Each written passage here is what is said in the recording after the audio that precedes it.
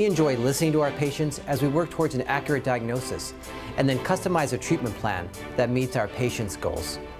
We understand that a patient with knee pain is here not just because of their medical diagnosis, but because the diagnosis is preventing them from doing what they love, whether it be playing competitive sports, walking their dog, or playing with the grandchildren. We aim to return them to the lifestyle they desire as quickly as possible. It may not be today that you need us, but we want you to know that we are here when you do.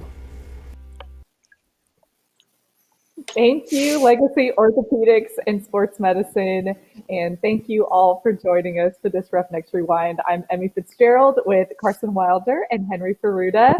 Hey guys, it's good to see y'all. Hey, so Emi. First, hello, wanted to check in, see how everybody's doing. I know Carson, thank you for making your second appearance on Rewind. You did such a great job with Kyle on one of the first weeks. How's training going? How's Houston? We've seen some of your workouts out in the pasture. Still crushing it? Yeah, still going strong, still part of the routine. So we're still moving. My brother is actually about to join us here, but he's still kicking my tail and getting me in shape. So hopefully we have a season where we get to put it to work. Phenomenal. Henry, how are you doing? How are you faring in the life and times of Corona? Where are you right now? How's life for you? It's going well. I'm good. Back in Colorado with my whole family. We got a set of grandparents here and my sister's here. So we're calling it Groundhog Day in the house, living the same thing over and over, working out during lunch and hanging out in the evening. So it's going well. Yes, it's such crazy times. But we're so glad that we can relive this game tonight. So tonight we are going to play back the 2019 South Division Championship, the last ever South Division final between, guess who, Dallas Roughnecks and Raleigh Flyers. So Henry, kind of set the stage for us a little bit. What was how did Dallas fare so far against Raleigh coming into this game, and some of the stakes that were on the line? Sure. So we beat them in our home opener. It was still close, and went on the road I think twice against them and dropped both of those games, one pretty badly. So going in, I think we're a little more motivated to prepare, and I think some of that preparation is evident, especially in the first few points of the game. Definitely. And we'll note that this is an away game. So the game is being played in Raleigh, and that you can see from the records right there. Raleigh was coming in with 2 losses, Dallas with 4. So Carson, what was some of the preparation that was a little bit different this time versus the other times like Henry was talking about? Definitely, yeah. So with the previous, 2 losses that we had to Raleigh, they really took us to town, and they have a lot of great athletes and a great coaching staff. And so we knew that we had to do something different. And so we just dedicated our time to staying in shape and continuing to prepare our bodies, but also prepare our minds. And our scouting report was more in depth than it had ever been, and we knew their weapons. We know them pretty well, just from the last every other South Division championship. But that was one of the biggest focuses going into the game was we need to know exactly what they're going to do at any given time, and I guess we'll see how it fared. Exactly. Who knows what's going to happen? So thank you everybody who's joining in on the chat so far. Already we're seeing some comments from folks in there. Carson even throwing a little comment. So be sure you can tune in on the AUDL Facebook page, Roughnecks Facebook page, and YouTube for, I believe, AUDL and Roughnecks. And we just wanted to give a little disclaimer. Sometimes we'll say, like just now, oh, hey, so-and-so posted a comment in there, and someone will say, like, well, I didn't see it. Well, it's because we have the stream going in multiple places, so it might not be in that spot, but you could hop over to like AUDL Facebook or Roughnecks Facebook, and then you might see what we're talking about. So Kyle Henke, thanks for joining us. He's asking, is this a talk show? I mean, it can be. It sort of is. And, I'm happy to play that Oprah role as much as possible. So without further ado, I think we were going to look at some highlights so you can get a small taste of what is coming up on the game. Let's take a look at that, and then we'll roll right into the first half. 1 year ago, the Raleigh Flyers were on the doorstep of the AUDL Final Four, only to fall just short again as the Dallas Roughnecks delivered an epic comeback and handed Raleigh a heartbreaking defeat. But tonight, it's a brand new opportunity with a bid to championship weekend at stake as the Flyers look to capitalize on home field advantage and dethrone the Dallas Dynasty in the South Division. One game to decide who goes to San Jose and whose season is over. Raleigh and Dallas, ready to battle, live on Stadium next. Oh, I am so excited from that intro. Oh my goodness.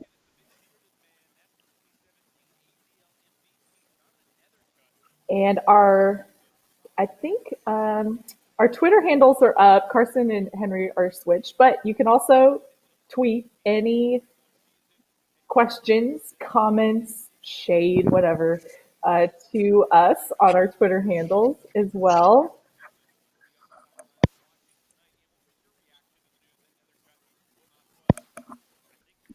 So we start on D, and I know you guys are both O-line, but what did you remember, Henry? We'll start with you.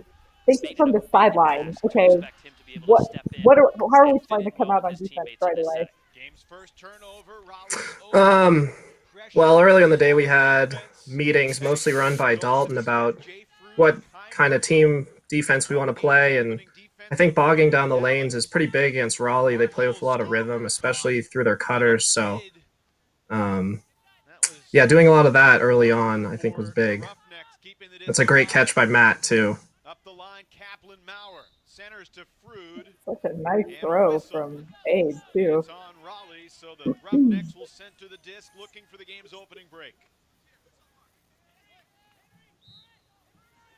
Kaplan Maurer scoots it over the outstanding mark of so that's a break right off of the bat.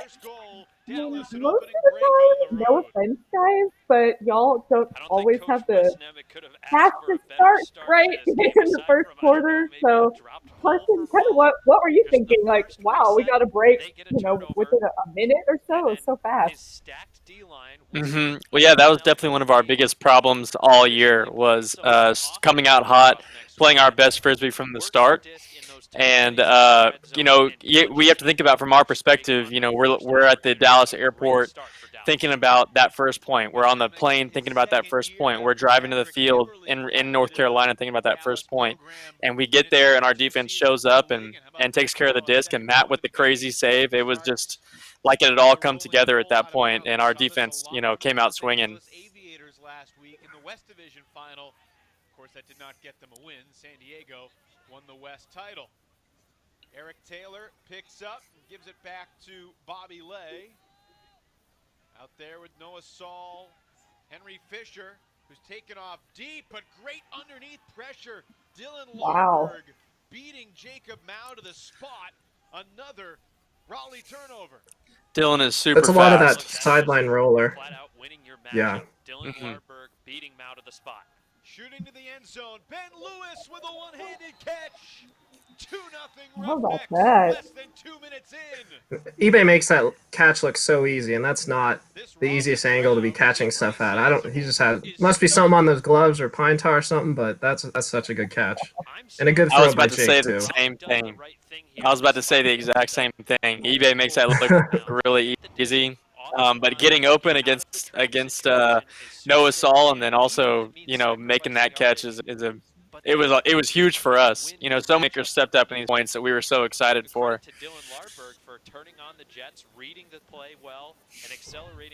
And Carson, what did you make of Dylan's swing pass there too? He didn't look for the end zone right away. Yeah, well, he looked at the end zone for about 6 seconds, but he was like he made the right play, which you have to give him more credit than I think the media gives him, because he makes the right play a lot more often than people think. But that was one of them, and then great throw by I think Kaplan or Jake. I'm not sure which one threw that, but I think it was Jake.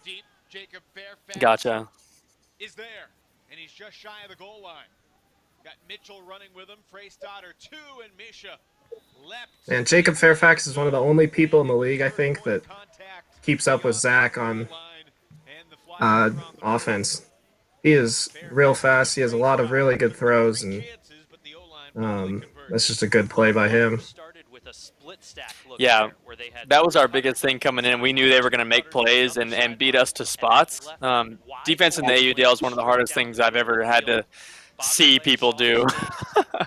And just because it's so much space, you have to guard people like Jacob Fairfax, who are incredible athletes. And if you're a step behind, I mean, it's really hard to catch up. So great job by Zach. I mean, even being that close, but, you know, Fairfax is the man.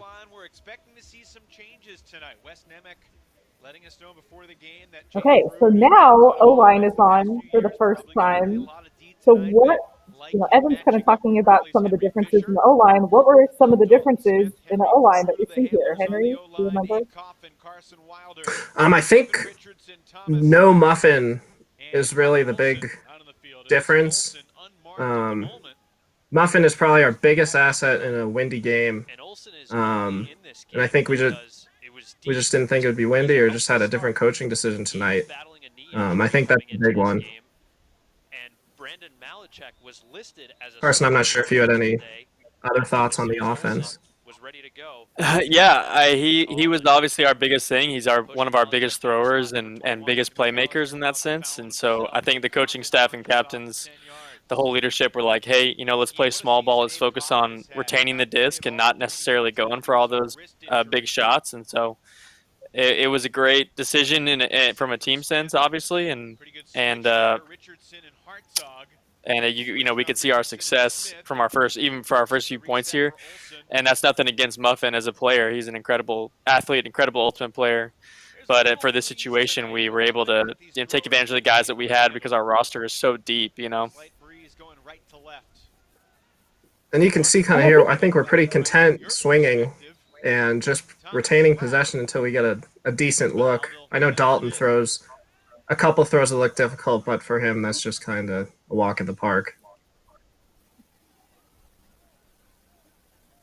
Yeah, Dalton doesn't tend to throw anything in a game where he doesn't throw in practice or anything like that. So we expect those oftentimes, and it was great to get us on the 2-yard line right there. Yeah, and I was about to say, I love how well K-Rich integrates within the O-line as well, with all of the give and goes. That you really saw that, you know, looking forward in the championship game as well. But it helps too when your handlers, you aren't having to just rely on your handlers to play that small ball. It's kind of a cross from a cutter set as well. Absolutely, Yeah, one of our biggest weapons. Oh, sorry. Go ahead, Henry. I was just going to say that Connor also will get in the fold of the handlers. This season, we started to work on a more free-flowing offense where we all do cutting and handling, because I think we all trust each other to do that. But yeah, go ahead, Carson. Definitely, you're exactly right, and it's just so funny. One of our best weapons is putting Thomas and K-Rich in the middle, and then having me and Connor just sit on the outsides trying to attack deep space, because they are just so good at getting it to each other and cutting for each other. Their chemistry is off the charts, which most people probably wouldn't assume that from K-Rich and Thomas, just because they're different athletes, different players, but they work so well together. I love that. Sets the mark, and you hear the Roughnecks call fire, leaving Lay open for a lengthy period of time. And he's picked up by Dan Emmons, certainly a height mismatch. Bobby, you'd think, has the quickness in that matchup. Allen, lefties it ahead for Saul. Well, it looked like there was a zone that started, and then I guess we'll see. Still it again. How about that? Yep, absolutely. You could see, from the one point they've scored so far is they centered it and then hit Fairfax deep. And so our biggest problem or thing we wanted to solve defensively was stopping that pull play. So running whatever thing we needed to stay to keep them underneath for a little bit and make them run an offense was probably one of our biggest focuses defensively. And so obviously it worked there. So it was great. The old classic timeout call for the turnover. Go ahead, Henry. One more thing on our defense, we really limited. So far, we've limited Henry Fisher, who I think just kind of annihilated us in our first couple matchups. He's just so fast; he just outruns anyone. Seriously. Yep, and that just kind of speaks to that defensive matchups that which is one of the biggest just compliments I can give our defense, is that they trusted the leadership and trusted the film and put exactly the exact work in they needed to put in to know exactly, what Henry Fisher's going to do, what Fairfax is going to do, what Terrence Mitchell's going to do, because all those guys are just such weapons that they can obviously be on an amazingly successful team. But, not the best throw for me here, but, Oh. Loses the battle of the Richardsons. Yeah. See D-Rich out there contributing defensively, taking those top matchups. The last regular season game that these teams played on July. This is a place where we've traditionally struggled, is our offensive line defense. Intended for Nordgren, and Jeff Nordgren rises up for the catch. And then he turns it over. Oh, we have Abe, so we're all right.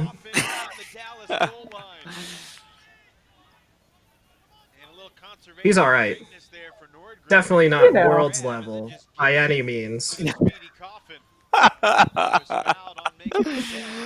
Yeesh.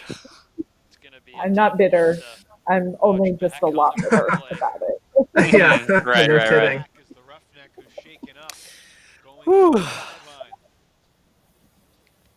And Jay too. Jay was on last week, and he was gracious about it. But I can be bitter on on his behalf as well. For both of them, really. Yeah. Oh, we all can. We certainly all can. I think all of us in the South Central are used to being a little overlooked, or I guess, yeah, just being overlooked. Yep. Some of us didn't even get invited to the tryouts, so I mean, there's bitterness to go around for days. And if anybody watching is wondering, it is the slight of really anybody who's on the Roughnecks, pretty much Texas in general, right? State of Texas, on the world team that got postponed this year, was playing next year, and only world level players, but whatever. Yep. But, after that throw that I just threw to K-Rich, maybe I wouldn't invite me to tryouts either. So I can't really blame him that much. We would send them a different highlight reel, don't worry. Yeah, for sure. Eric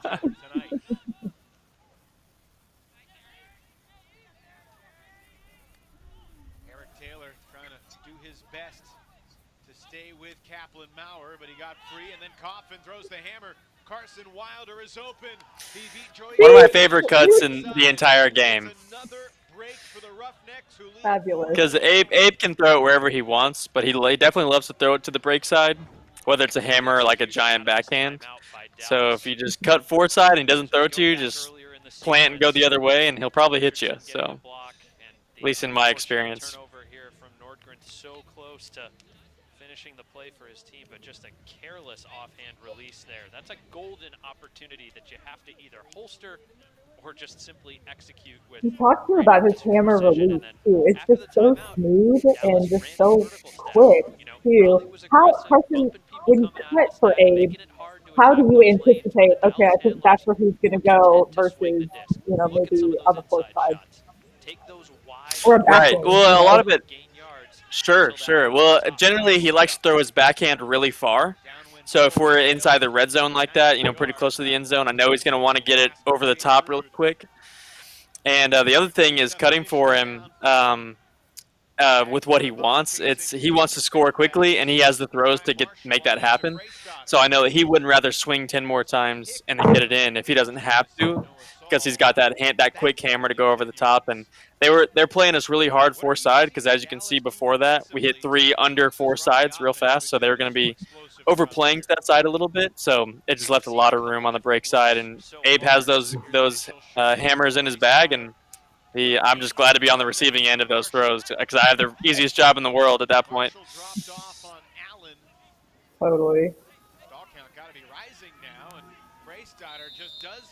Oh, can we go back about 15 seconds? I watched this earlier, and I don't think that this is a stall because no mark. Dylan's on the mark, leaves, and now no mark really, and now there's a mark. I don't think that's 7 That's seconds. True. If we go back again, to be fair, Gabe gets within 10 feet, and so maybe that was what they called it. Maybe that's why they were like, so Gabe gets in there right now. Yeah. But then he leaves it. Who knows? Right there. He should be out.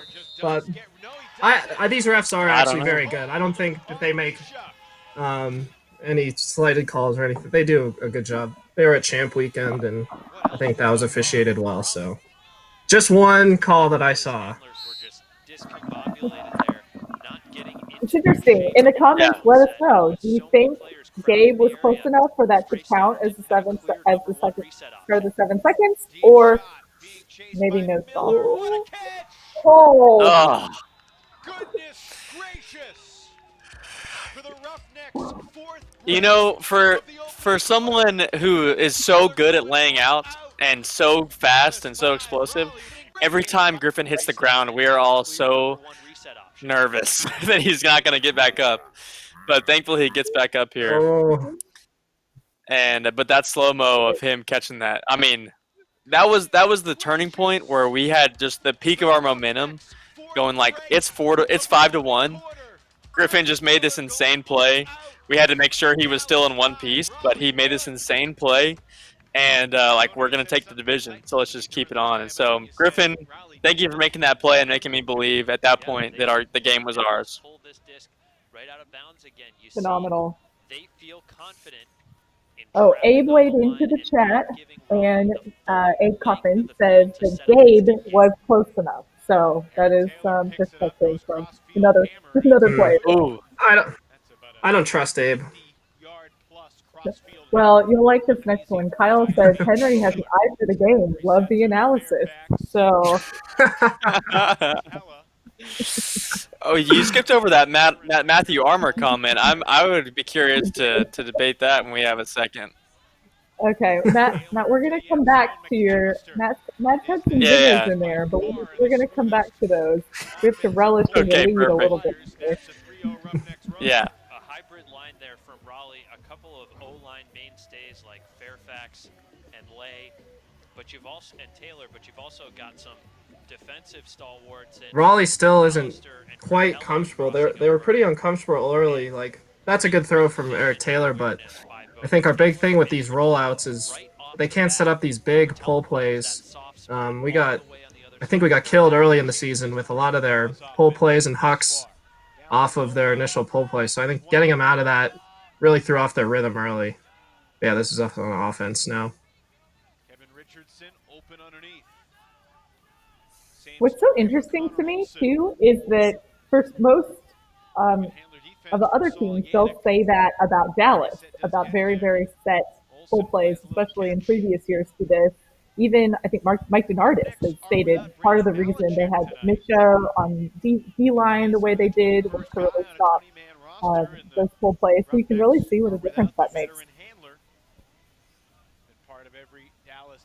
Definitely.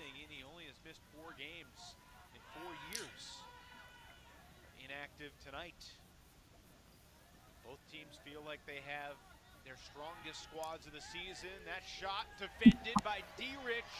Oh, this is another tough one here. Another tough call. First order of business is the health. K-Rich 0 for 2 on the Richardson battles, though. Unusual.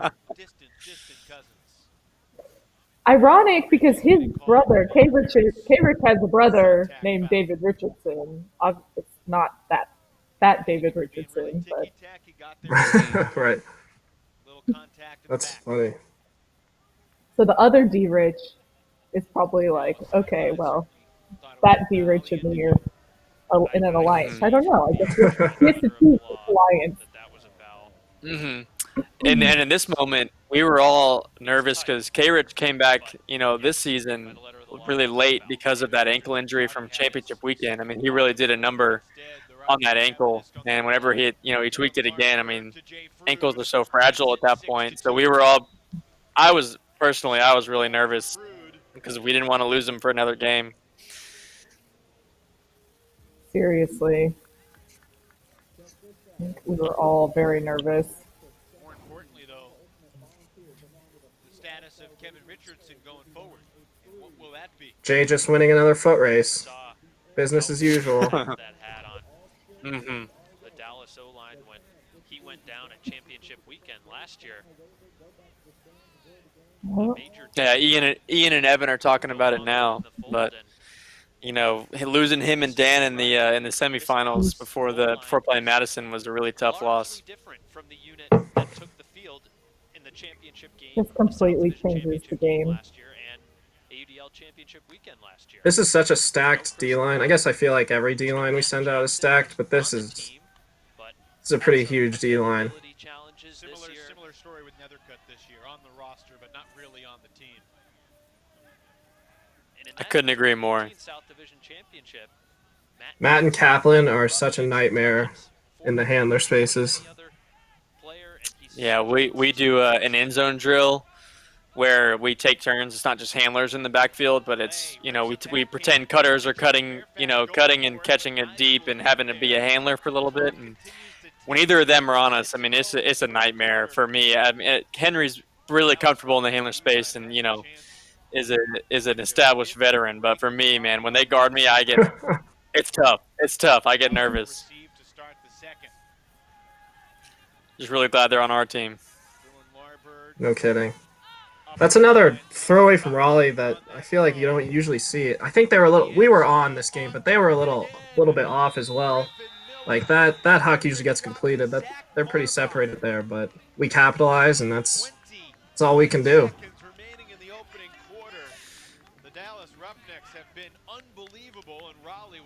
Man, what a throw by Griffin. Griffin's got that hitch on his flick like Kaplan does, but man, some great throws come out of those hands, bro. I mean, it looks awesome. And we were talking about it before the game, about the plus minus of so many D-line players and how rare that is, because usually offense is scoring more often. But I mean, Griffin, he had a plus minus of 3 or a +3, I guess. Dylan 2, Marbach +3. But I mean, I guess when you go up this early, that makes sense, doesn't it, Henry? Yeah, there were a lot of Ds to be had and a lot of break scores and assists to be had this game, so it makes sense. Definitely. Of the first quarter. Here's Cretella. Angled throw up the line nicely.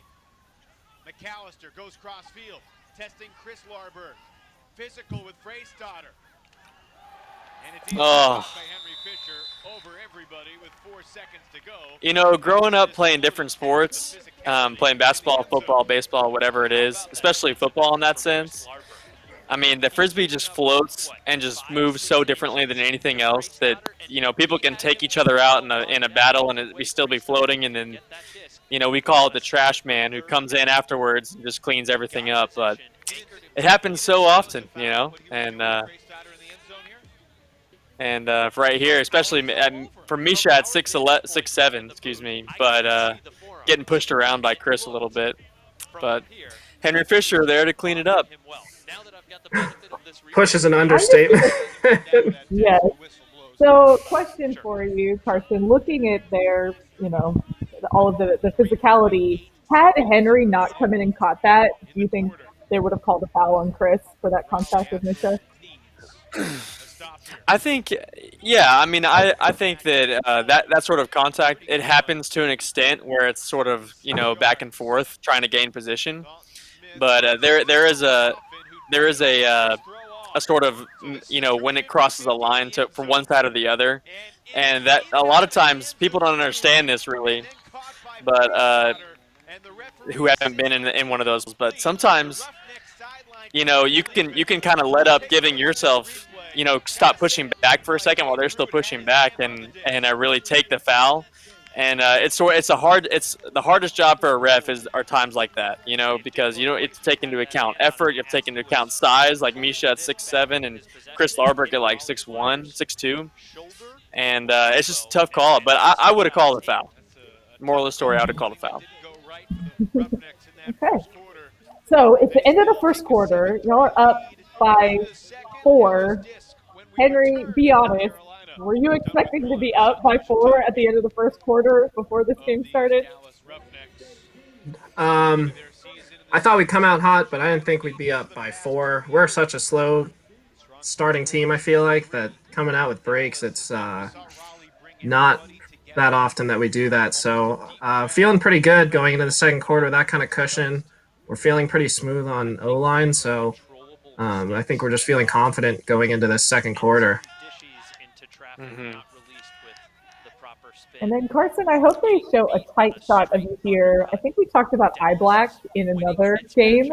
So we noticed you have kind of channeling like the Dylan Freechild eye black cheeks, maybe? Is there some strategy going in with that? Yeah, I mean, growing up playing baseball, eye black was, kind of the thing. As far as, wearing it with sunglasses or whatever. And I always hated sunglasses. So, and I'm still out on whether eye black works or not. I think it works mentally for me. I think the sun's less in my eyes, but who knows, honestly. But I know I've had a lot of success wearing eye black, and I was pulling it down my face long before I knew who Dylan Freechild was. So that certainly has nothing to do with it. But he's got great style. What can you say? So gotta give him credit there. But also, I feel the most comfortable when I have eye black like that and have the sort of war paint on. And for me, I'm a pretty nice guy. Not unfortunately, but in a competitive setting, I got to try and get everywhere I can to get into a battle mentality. So the eye black just helps, and whether it helps the sun or not, I don't know. It helps me, and we've gotten a championship weekend twice, and I've been wearing eye black, so I'm not going to stop now. Hey, don't stop. But, Henry, how do you feel about what Carson just talked about sunglasses? Because pretty sure you were definitely team sunglasses. Right? Yeah, I have pretty sensitive eyes, and my eyes get sunburned, so that's why I wear them. It's no fashion statement. It's purely functional. The producer's going to get mad at me if this is total tangent, but I learned that they have started making UV, transition lenses, contacts. And I thought about getting some just for Frisbee season, right? Like just to pack, just to play Frisbee practice. I'll have to pass that along to you. Anyway. Yeah. What the heck? I know. That's cool. Anyway, okay. So now up by 5, I feel like this is a good cushion where, okay, we can go to a Matt Armour question. So this question is, well, they're both offense, but we'll give this to Carson. Carson, would you rather guard 1 Misha-sized Abe Coffin or 7 Abe Coffin-sized Misha starters? I know my answer for this, but Carson, what's your call? I would 100% rather guard 7 Abe-sized Misha Frey starters. Because if it's Abe Coffin on the inside, I don't want to not be on his team. Yeah, and Abe is so good. Can you imagine if you had Abe 6'7"? I don't know. No, I cannot. Okay, Henry, here's a question from Kyle Hankey. Who is your favorite handler to caption center for, and why? Geez, that's interesting. Geez, it's probably Dalton.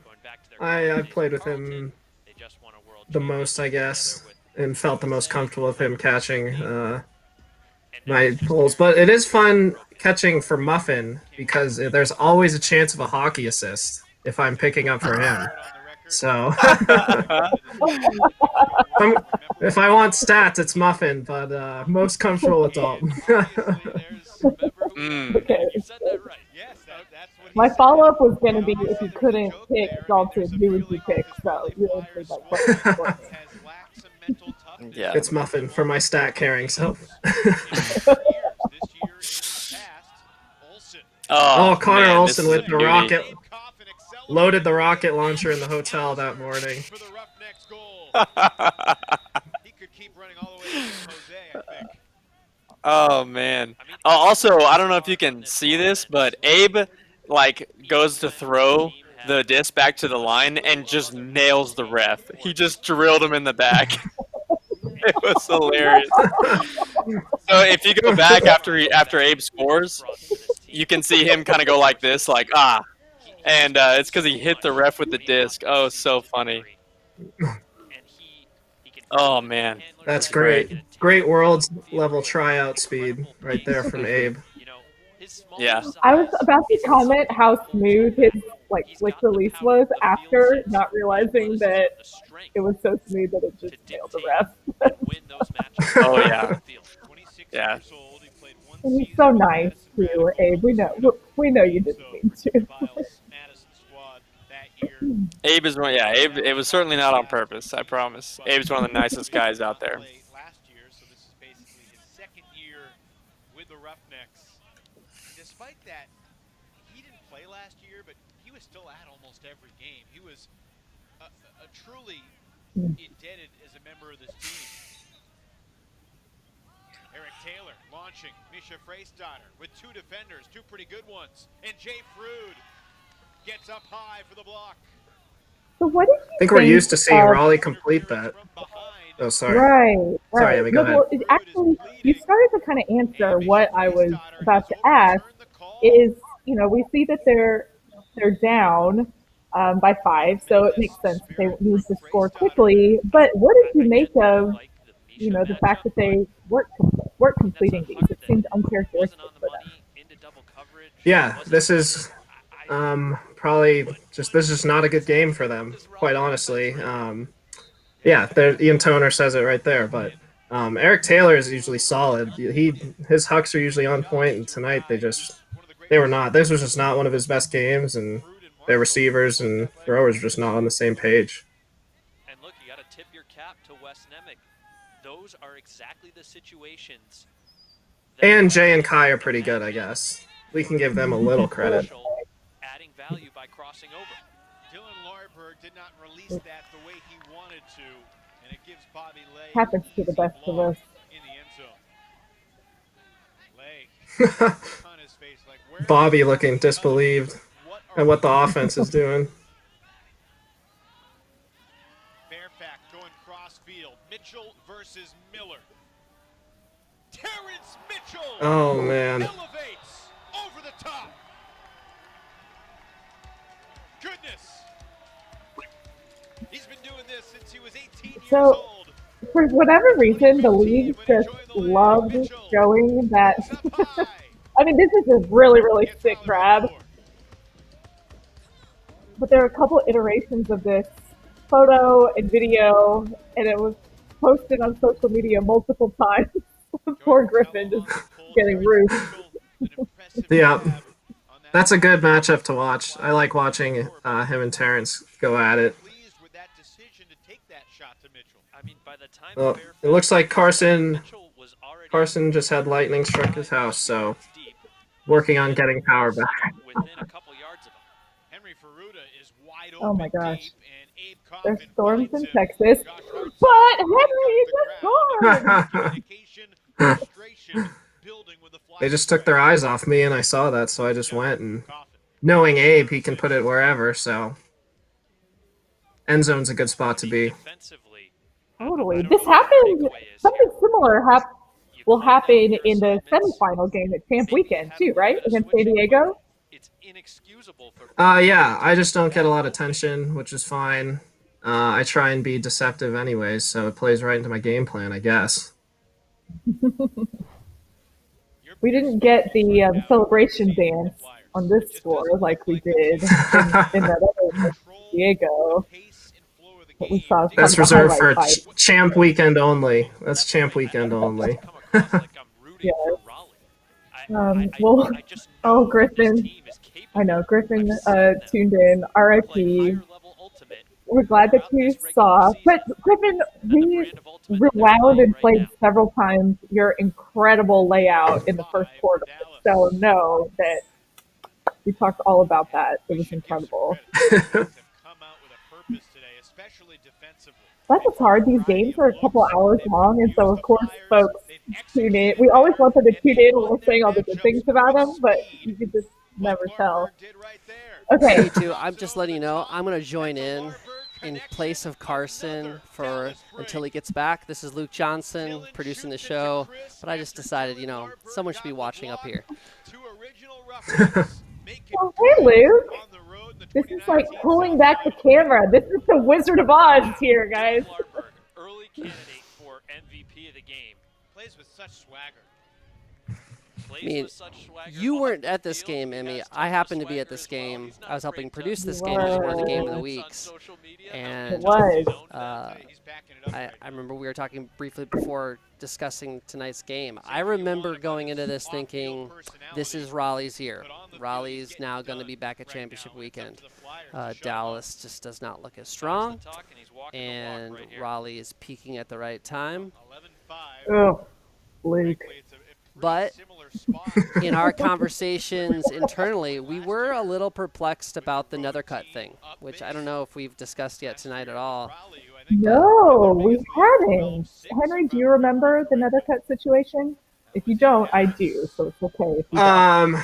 I don't know for sure, but I know he's in Colorado now. He played club with Johnny Bravo, so I don't know if the move was during the season. It may have been, but I think he lived in Colorado, so it's just harder to make it all the way out to Raleigh, I think, to be practicing and playing games with them. So I think they were ready to move on with new handlers and trying to turn the page. Mm-hmm. Ultimately, I think you're spot on. That's exactly how I remember it too. And honestly, I give credit to the Raleigh coaching staff. I mean, I know we know that, Nethercut is a phenomenal player and he's a definite difference maker, wherever he goes. But I observed in some of the other games that he was throwing some turnovers and, there were some different elements there. So I can't necessarily fault the coaching staff for making the decisions that they did.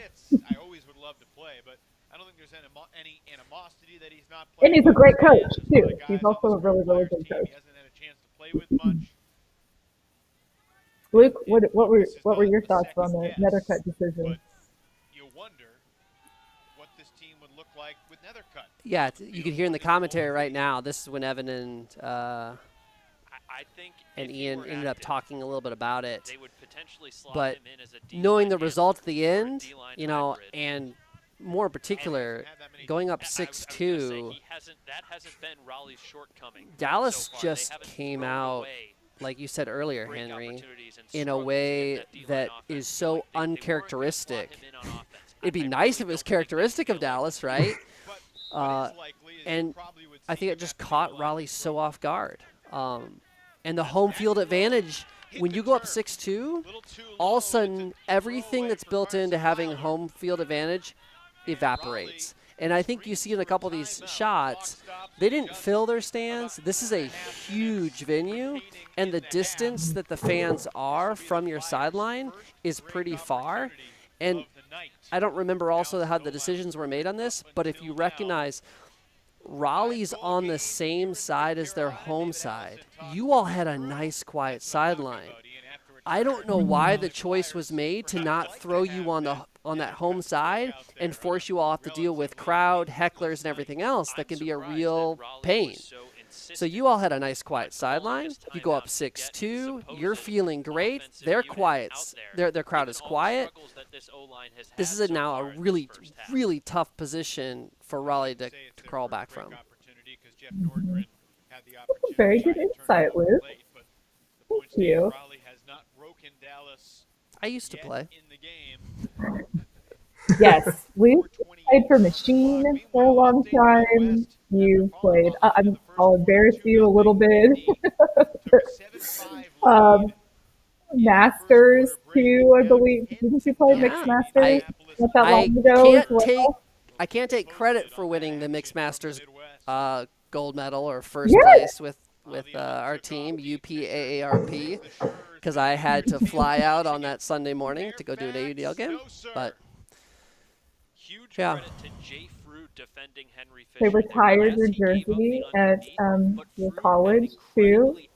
They did. Just saying. They did. Anywho, if you're just tuned in and you're wondering who's there, our producer Luke Thompson's tuning in because I'm not Carson Wilder. Almost struck by lightning and they lost power, so he's trying to join back on the stream, but everyone is safe as far as we know. So we're just sending our prayers and good vibes out to the Wilders right now.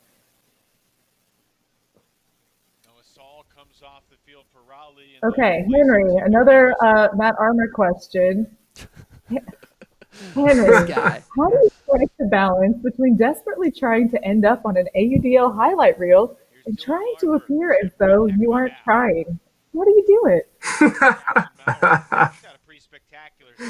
Well, yeah, I just try and focus on appearances. For me, it's definitely all about appearances. You've seen me on the field with the pink undershirt and sunglasses. So I just try and work on my image. How would you define and classify your image? If you really had to call it something, what would you call it?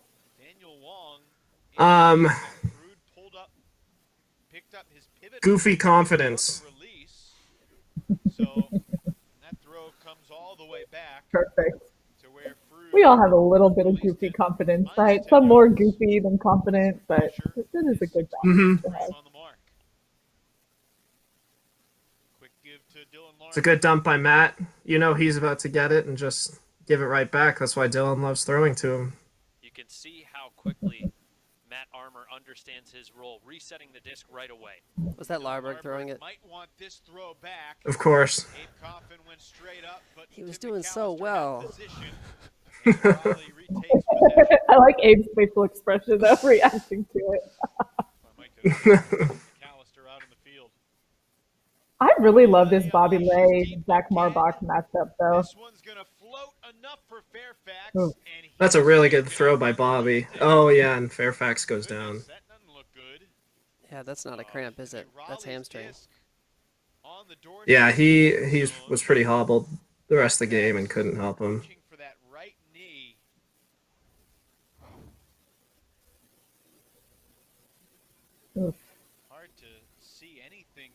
He had so much separation too. And that's a lot of Bobby, I think. I don't know how he got a backhand huck off, but that's a huge backhand huck. I guess a lot of that's probably the huge AUDL field. There's so much space to throw to, but yeah, that's a good throw, and Fairfax is so fast. Yeah, Henry, as a thrower yourself, how do you like that change? How do you like that space? Or do you not? I mean, since I play offense, I love it. But I know from people on our team that defensively it's a nightmare. So I think it takes a lot of pressure off in the AUDL when you have the whole field to throw to. A club, 10 seconds is about the AUDL 7 anyway, so the only difference is really that field size. Yeah, let me ask it in a different way. Do you think that field side change is not for the players, but for fans, both those viewing from home and those in person? Do you see that change being a good change? Yeah, I think I think featuring the offenses makes the game a little bit more watchable. I'm sure you've watched a club game where you have that 6-7 turnover point, and it's just a nightmare to watch, ready to flick it to something else. But yeah, I think featuring the offenses with this bigger field really makes it a more watchable product. I've heard an argument, so I've talked with Dylan Freechild quite a bit about this, and I know one of the arguments he makes is for a smaller field size, you actually then force throwers to have to be better. Now, I can maybe buy that argument, but I think having this space is something I've heard Tim DeBile talk quite a bit about, owners of the Radicals and coach for them, saying, you know, as we continue to professionalize this and continue to have bigger, faster type players, we need that space. And I think it's interesting. From a producer standpoint, I'm just annoyed that Canada is different than U.S. when it comes to these fields, and they're not always universal. And you can see in this one, we tried using little pink cones for the end zone. I mean, I think that's my biggest frustration within this entire thing of the production side, is that our end zone is 20, not 10. So for the casual viewer coming in and someone catches it inside the 10, they're like, "What? Wait, why?" So, and I don't know what to do about that because we can't paint all those end zones. It's difficult to do, but yeah. Anyways, I think before we have our multi-million-dollar viewers, I don't know if we can fund it quite yet to have our own ultimate fields.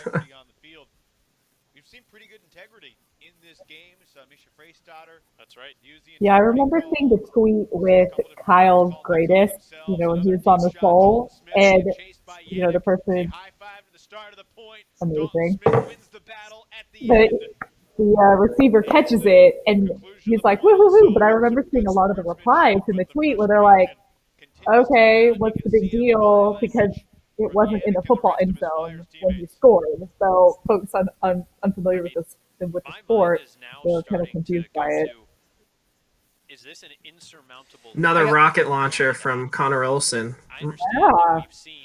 Since we might be getting Carson back, we're trying to get some things. I'm going to throw one more piece out there that I'd love to just put in there. We actually have Carson back, so before I throw Carson back into this window, and I'm going to put this question out, because Carson, give me thumbs up if you can hear me, because I can see you right now. Sweet. So I'm going to get Carson into here. But the thing I want to put out here that Evan was just talking about briefly, and Ian Toner, was about the integrity rule. And a conversation that I've been having behind the scenes, I won't say names, continues to be about this idea of, is the integrity rule and its showcasing of spirit of the game better and easier to understand than in the WIFDIF and USAU structure? So I'm going to do my little things. I'm going to mute myself and get Carson in here.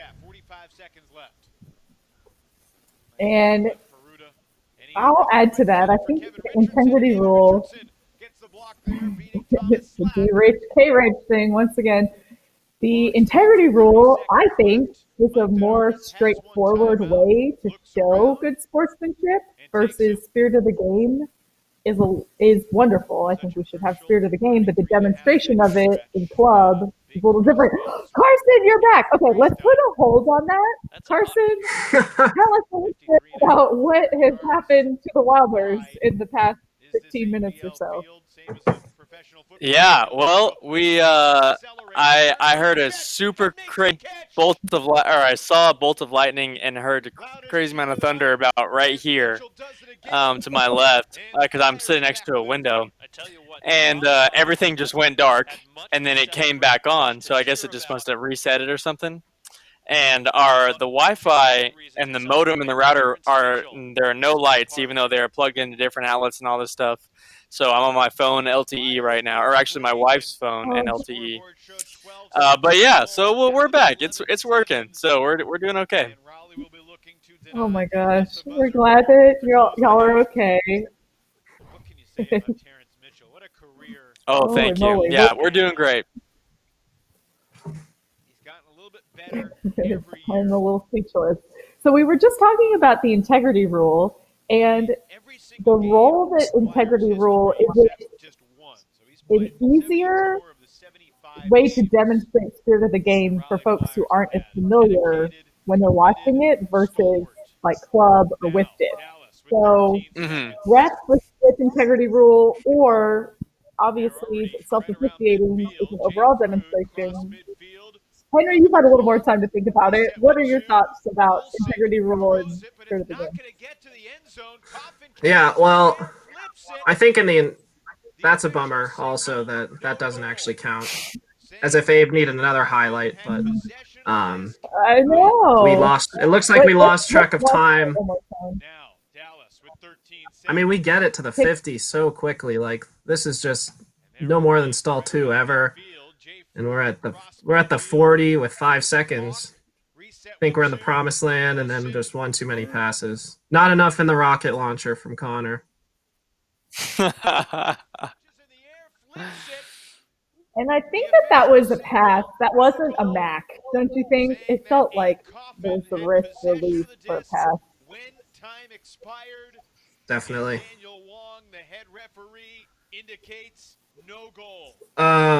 Back to our integrity rule. I think that with refs, it's much easier to not get mad at the other team for making bad calls, which is oftentimes a big dispute in club. There's no long discussions, so you generally don't dislike the team you're playing as much as you do in club if they're making bad calls, which double-wide never does, by the way. So I think with refs, it's easier. With refs, it's easier to just be able to say that was or was not a foul. I like too, from having a basketball background, where you make a call and then you just move on. So you keep rolling with it. And so what I noticed is, especially the first couple years of the Roughnecks, with players who hadn't played AUDL before, there was this petitioning with the ref or kind of like whining and moping that you might see in club. And it's like, look, they've already marched up their 10 yards. They've already kept going. Like, you need to figure it out. Yeah, it's tough, both sides of the coin, because people are imperfect and they make mistakes. And so I would just trust someone that has less bias and is more level-headed with a call, as opposed to someone who is directly affected by the call.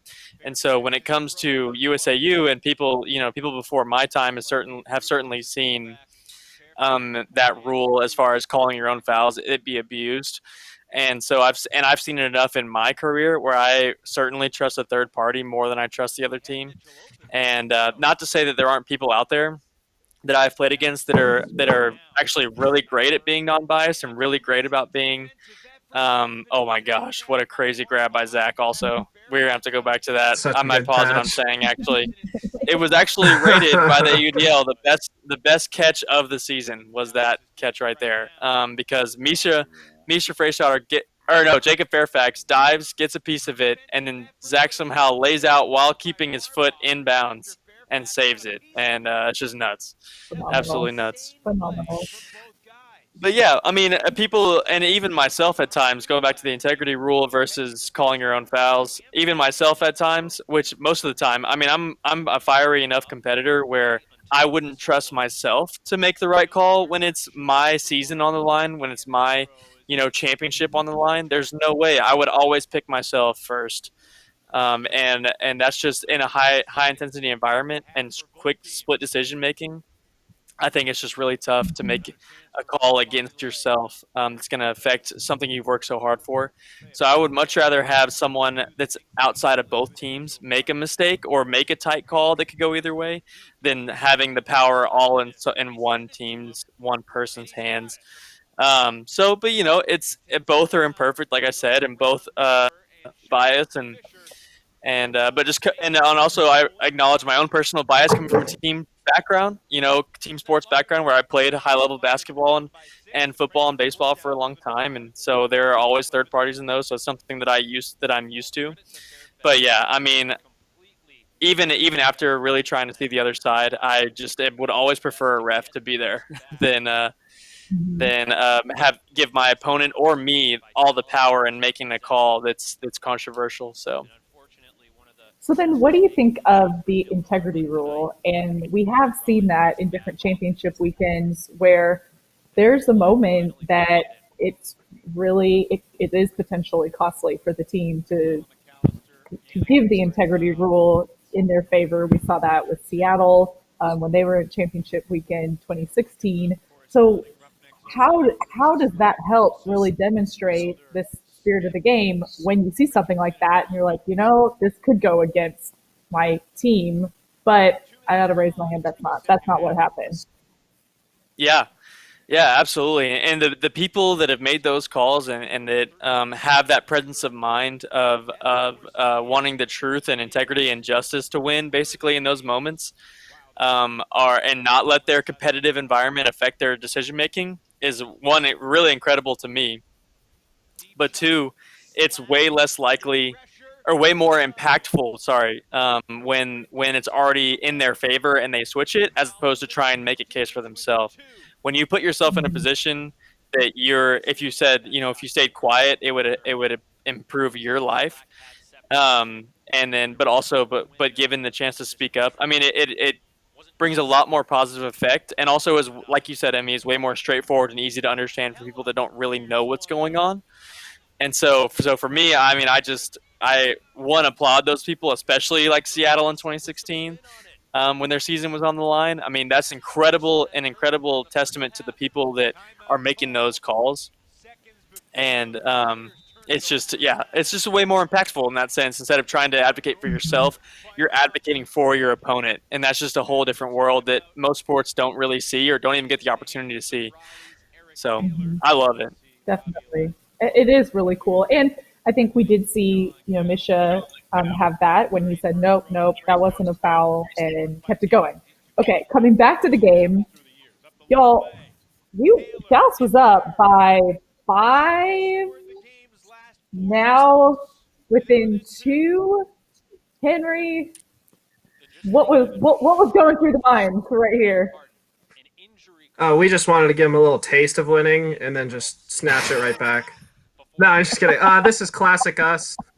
It's a game of runs, especially in the AUDL. So, we went on bigger runs for longer, and if this was the biggest kind of give back we were gonna give them, I think we're okay with that. I think we're still making decent decisions. We just need to, get back to converting a little better. But I don't think any of us were worried. A 2-goal lead in the third quarter is something that I think we're not. I mean, we're used to against some teams, but with Raleigh and playing as well as we are, we weren't too worried. We still felt like we were up big.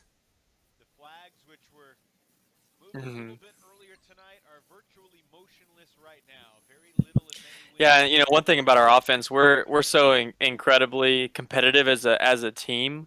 Both offensive and defensively, but for our offense, these are the moments that define like our winning and success. Is when we can stay calm, make the right decisions in times where they're starting to surge. Because there are times when we don't do that, and but late in the season, especially in the playoffs and championship weekend on the line, the more that we can make the right decisions, like we have been here and making the easy passes, and like especially during this point, is something that we always struggled with, but are doing so well at this point right now. And it's just someone who hasn't really seen Ultimate even can tell, like, hey, they're making throws that aren't really that close to the defender instead of trying to go deep every time. So, and that in the season, in the sense of its season, was a huge win for us.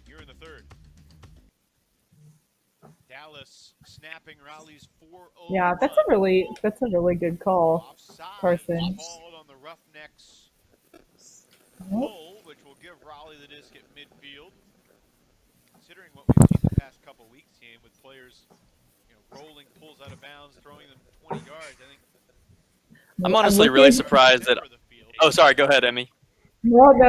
Go ahead. I was gonna say I'm really surprised that offsides doesn't happen more when you're pulling and when you're on defense, because you get so wrapped up in a strategy and like, okay, this is my 15th point that I've run down on defense, blah, blah, blah. I'm here, and then just kind of trying to take off. I mean, way to go defense for only getting like maybe 2 called on us this year or in 2019, because I would get so wrapped up in the game and get so distracted. I would be offsides way more often than we are. Our defense is. Mitchell being slightly backed as well. Every D line has the player or two that's a little obnoxious about like offsides and staying farther back. It's really annoying when you get 3 yards. That's a world's flop right there. Get that 10 yards.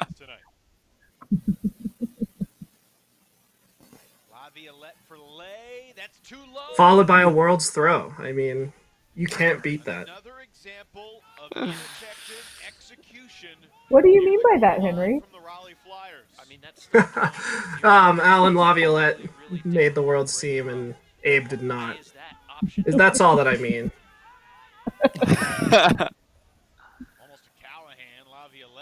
World's D again. It's nonstop. His counterpart on the lane.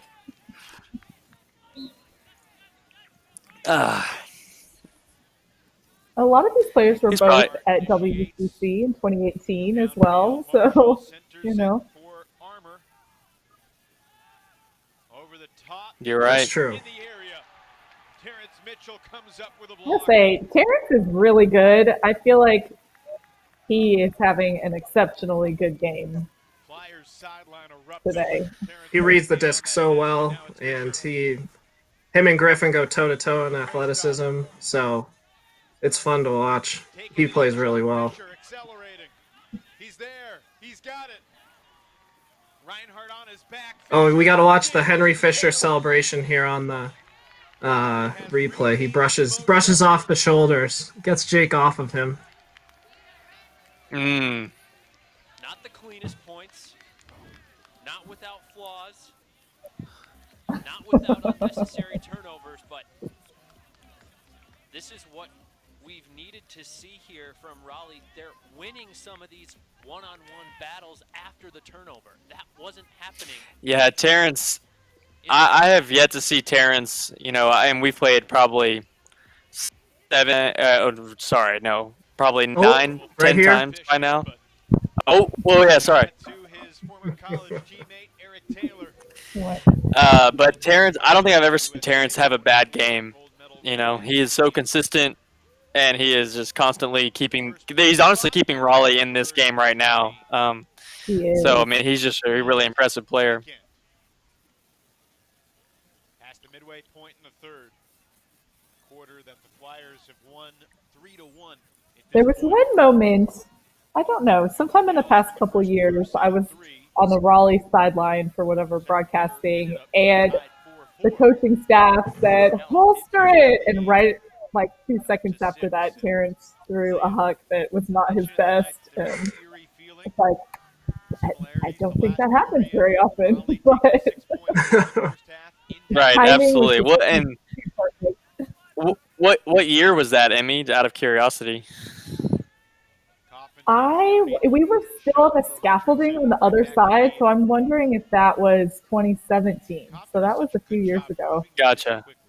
Yeah, because I think Terrence and I were the same age, and he started playing a year before I did. And I started my first year on the Soul, I was 19. And so, I mean, he started playing as an 18-year-old, so some of those mistakes, exactly, he was probably still a baby. You got to expect at least a couple of those decisions. Oh, for sure. And he's so good. I don't say that to diminish his playing capability at all. That was an anomaly, of course. Oh, of course. Yeah. Henry, what would you call this celebration here? I've seen it in Madden. I don't know. I think he thought it was stuck to his hand, so he was trying to get it off and couldn't. Oh, yeah, thanks, Ian, for explaining that.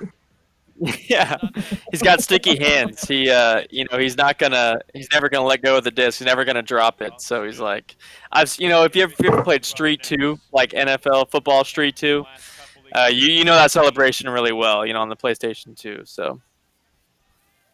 Unless you're catching jumping pulls or high pointing pulls. For Yeah, context, exactly. at I think it was U.S. Open, and who were we playing? Rhino. It had to be Rhino or Machine. And Dalton was like, "I'm gonna high point this pull, and we're gonna get a bunch of yards quick." And he high pointed it and doinked it. So that was the end of that. Super ineffective way to catch a pull.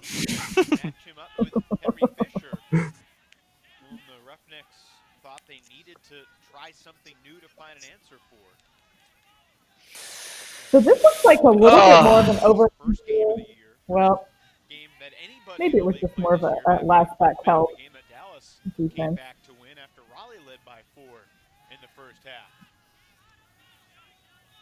Oh, that's gonna go up. Eric Taylor and Henry Fisher played at Carleton, so they have a ton of chemistry. It was I think they're both rookies this year, but they played like they're veterans. They have so much chemistry and are just such smart players that this is pretty easy for them. You see the swing coming over to the break side. Absolutely, yeah. Eric Taylor he's incredibly versatile because he's gonna make one of the highlights here in a little bit. You know, catching a goal. But man, I gained a lot of respect for Eric Taylor after this game. You know, I never played against him in college, never played against Carleton, and coming into this game, you know, I hadn't noticed him a ton in the previous 3 games, but man, him and Terrence were both rocks in this game. Maybe a couple mistakes here and there, but they did a lot more good than negativity. Raleigh back within 2. They're in the final seconds in the third quarter in Indianapolis. Oh, good. Our statistician guessed 2017 when I was talking about that story with Karen. So I think we're on the same page. We're right. Our statistician. Thank you, Melissa. You're the best. Our statistician, our event coordinator, our head of communications, head of social media, you know, all the above is Melissa. Yep. Team, and also she hates this phrase. Too. Yes, she definitely does.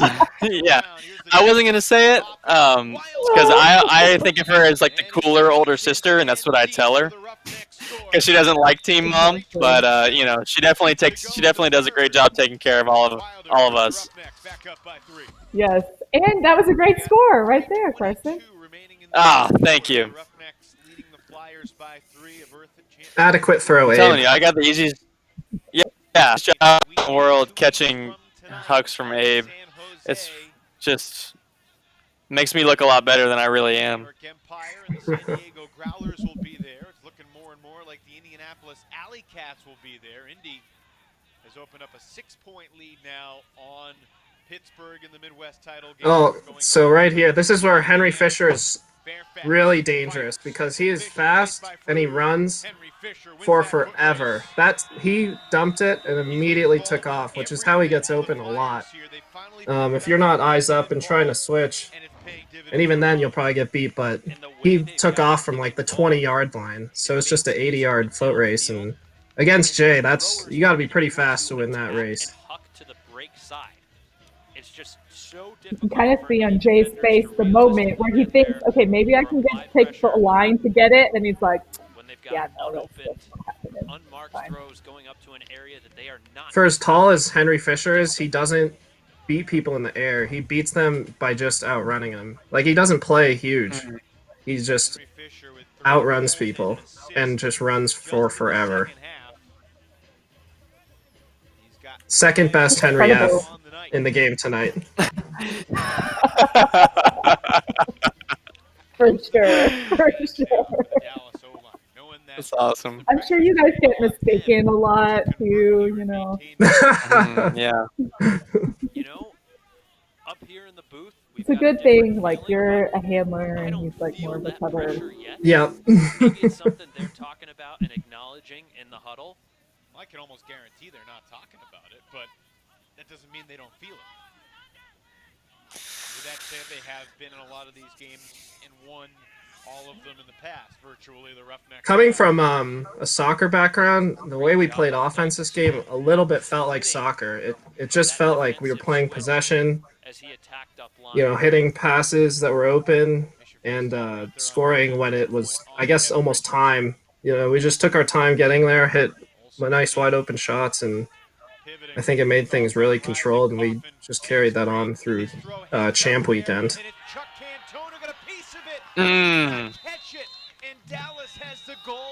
Aside from that.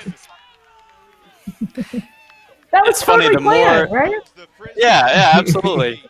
It's funny, the more points we score, the more elaborate Dalton is getting with his celebrations. 'Cause I missed that He's- celebration. What did he do there? he cleaned up after the tip and was very much he was cradling the disc like this. Maybe it was his new dog, Oakley. Oh yes, God. yes, Oakley the Golden. Man, if you want to see a cute puppy, go to Smith's Instagram and look at it because it's insane. In fact, I'm going to share his puppy's Facebook page on the Roughnecks Instagram story right now. So if you don't know, Yes, now do you it. know. Yeah. Go look at the Is that- Roughnecks Instagram. Dalton Smith. Man, that's a pretty sick pull by Jake. That is in the air for forever. It's either halfway It's a great, out the great back of the pull. end, or not. Yeah, he's either in the back of the end zone or 50 yards out of bounds. So, love to see when those are in the back of the end zone. Yeah, absolutely, absolutely. Catch the disc on a swing, then on a deep shot. Meanwhile, it's Mitchell taking off, chased by Rogers. Terrence Mitchell elevated early. Oh, little baby Ben trying not to get put on a poster. Gets a little luck there, baby. Mitchell had been going up Maybe. earlier, and now that Rogers is taking this matchup, he's Just a taller blonde guy to try and sky him. Maybe it threw him off his rhythm a little bit. Oh, what a catch there by Dallas's Ben Lewis to keep possession alive. Oh, that's a good That's catch. classic eBay. It is Ben Rogers' birthday today. Classic. He makes so many crazy plays, like diving at the ground. Decade. He's 20. In the He's end the zone, best at that. Mitchell almost had a Callahan, and instead, it'll be Raleigh's disc on the goal line. Oh, this sounds like a classic Wes timeout in the nick of time here. Oh, I think Yeah. this was. I think Denardis goes crazy about this. He was like, "No way they called Oh, he that. runs Are on you the kidding field. me?" Yes, Some sort. Yeah. yes. This is awesome. Perhaps He's like a Dallas baseball tries to manager. call a Thought they were timeout gonna toss him. before- Yeah, because they were like, because we were calling timeout for about 5 seconds before they acknowledged it, and so we were like, we've been over here calling timeout, and so they gave it to us. There he is. For an explanation, Look at him. because that's the third time tonight. Oh, I know that's frustrating. I'd be so frustrated. Get him out of there. Oh, man. Back to Ben Yeah. Rogers. He's just another guy from Arkansas who's in line for being like the one star of Arkansas. It was Matt Jackson, and then Abe, and then Kaplan, and now it's Ben Rogers. But they can only have one. Yep. We have one.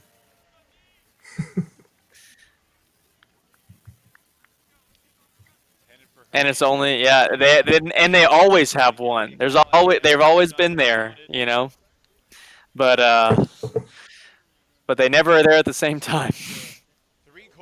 It's just a classic imagine South Central that? team. In the third, and Tim McAllister assigning defensive matchups for this I Yeah, think I've in been seeing Arkansas, on the all-star team would be phenomenal, though, right? I've been seeing all those posts on ESPN about the Bulls, the Chicago Bulls all-time starting five, and the Warriors all-time starting five. I'd be interested to see an all-time starting five from college, club and pro. But for Arkansas, it's got to be at least Kaplan, Ben, Abe Coffin, Matt Jackson, and then, I don't know if I know anybody else that went to Arkansas, but at least they'd be the 4 of the 5 for sure. Definitely.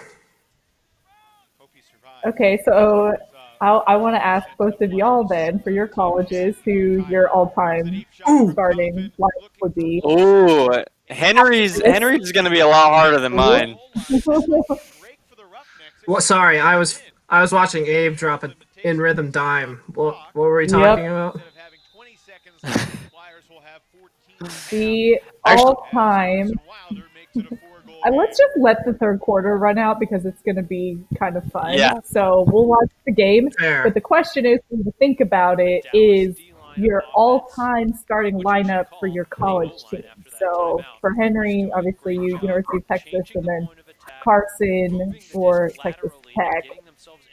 Yep, I'm a Longhorn, so I've got to go here. That's right.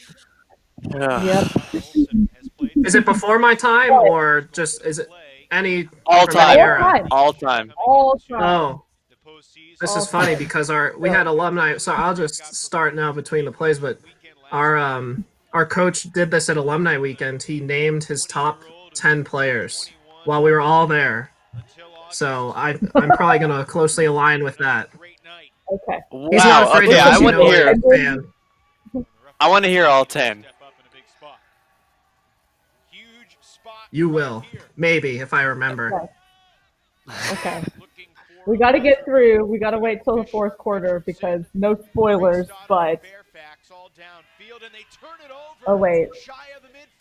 See, that's unusual for Eric Taylor, I think. That's just an upline, that you wouldn't expect someone like him to be making that error. Matt's so good. He's going to win that battle every time. So good. He fought hard for that.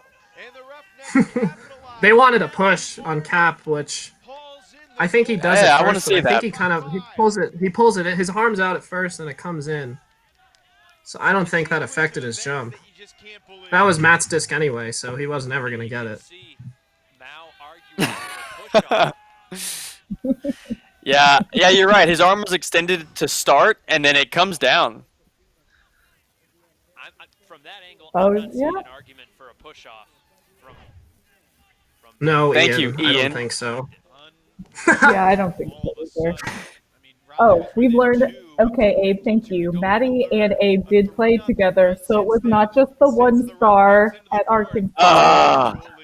Sorry, Well, Abe. Maddie was probably Y'all Maddie was the star. Abe was not quite a star. The then. young grasshopper. They've adjusted their matchups. They've strategized well. Exactly. Okay, so Yeah. Henry. Carson, say what you were going to say, and then we'll hear our all-time. No, sorry. I got distracted, and we're reading the Facebook comments and just saying things out loud. Go ahead, Henry. Geez, I can't really remember the order. I don't think. But Stevie. Well, you just give yours. Yeah. Yes, we just want yours. Yeah. Okay. Well, I put Stephen Presley. All I've heard is Calvin Lynn, the tough coach, talk about him in practice. Will Driscoll, who could have been the best player ever, probably if he liked frisbee. Chase, I don't know, man. Maybe if you can rein in the decisions. Man, I want Dylan too, but again, decision nightmare.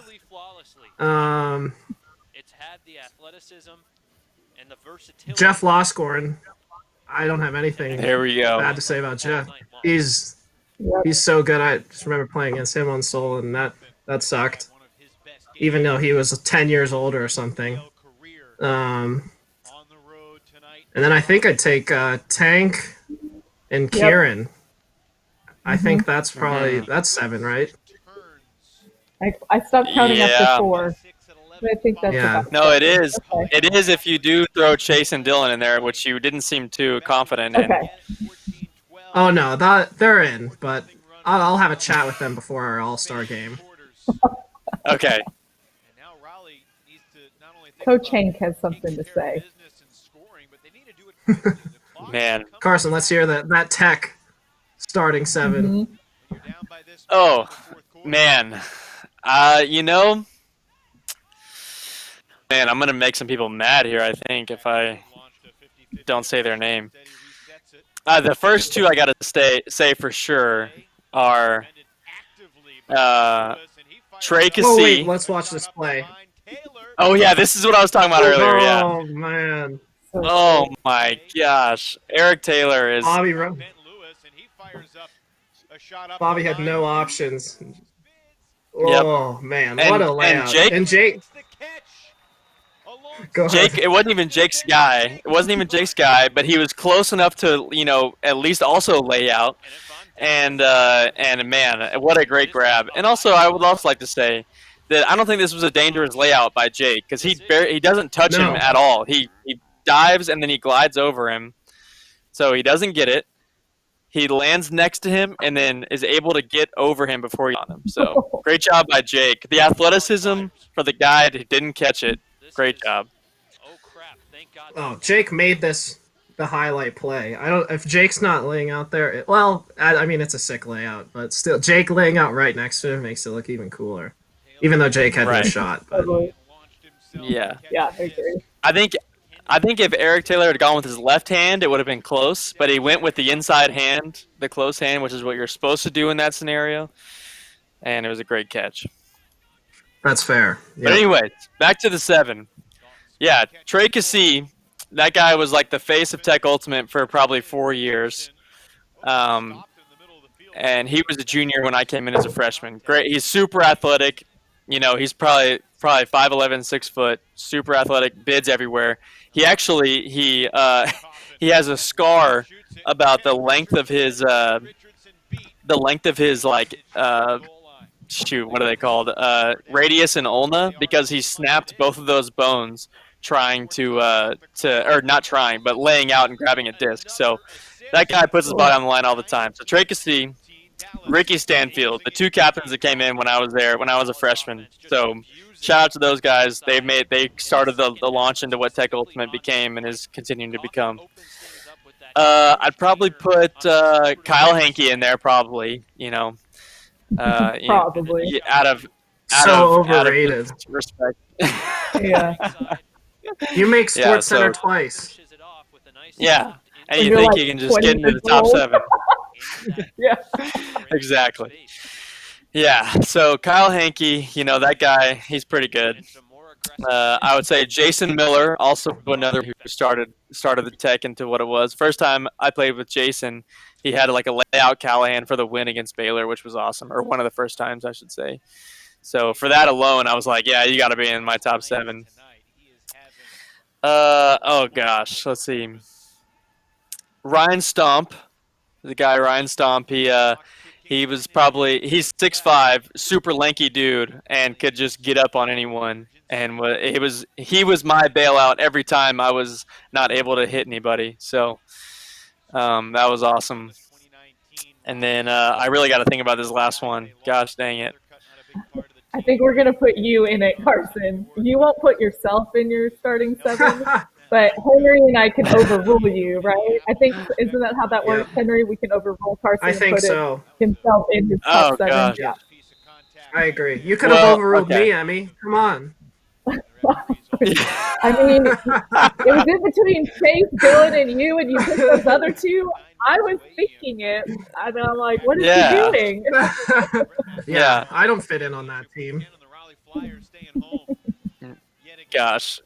Well, if it's making the list, I'm gonna put Michael Woad in there. That dude, he was our muffin. He was always taking shots, but was so great in the wind and was invaluable. So I'm saying Michael Woad. He plays for Gaucho.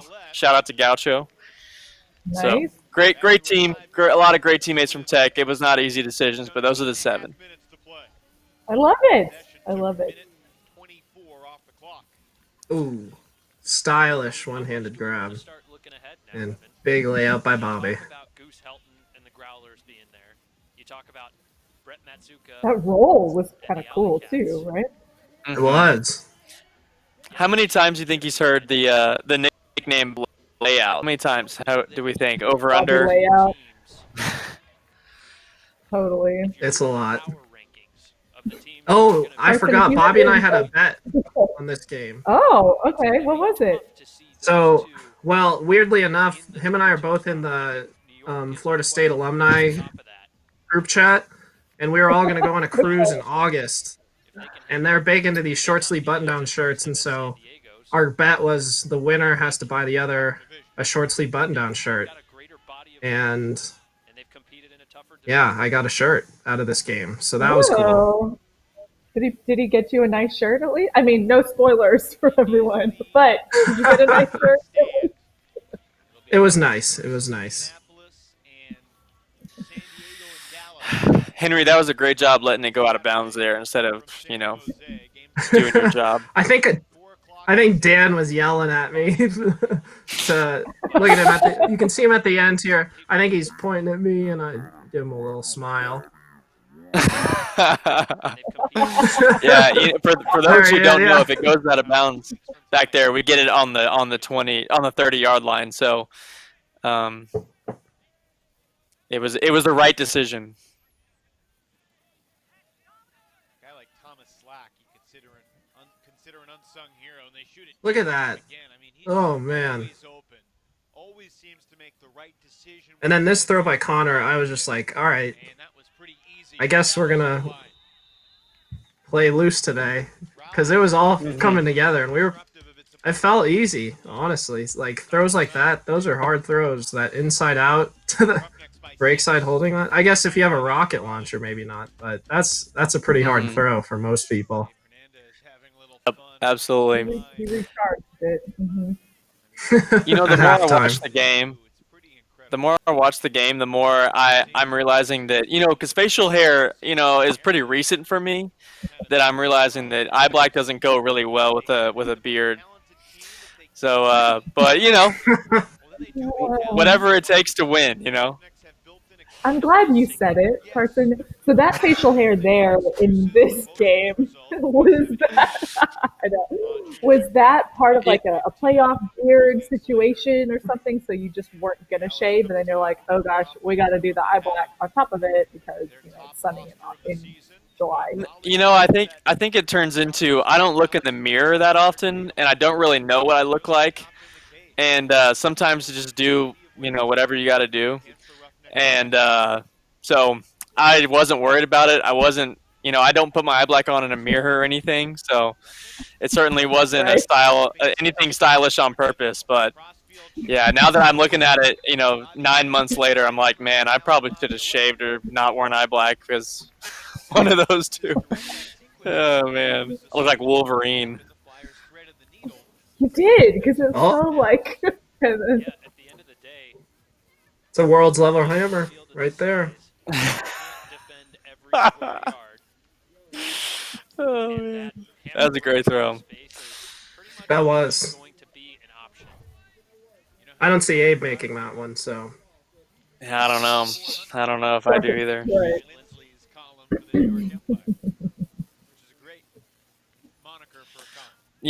So my brother, because of the rain, he didn't actually end up coming over in time, like we said we were going to have, but he just texted me and he said, because he's watching live with us, so shout out to Colin, but he said, because he plays safety at Wisconsin, and he said, hey, I can make y'all's defense even more locked down, so if y'all need a defensive coordinator, I volunteer.